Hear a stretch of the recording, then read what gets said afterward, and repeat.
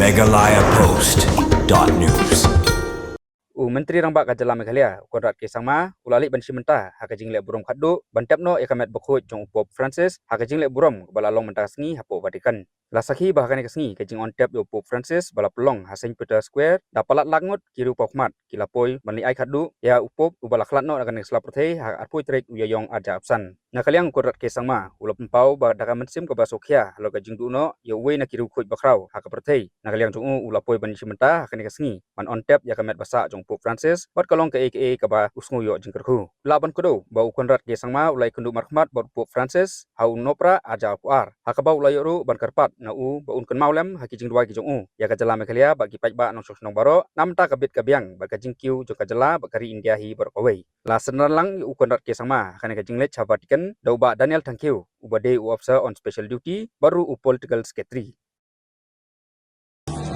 I feel truly blessed today to be part of the funeral service of Pope Francis. I had the opportunity to meet him a couple of years back, and today to be part of the funeral service is very solemn, and I truly feel very, very blessed.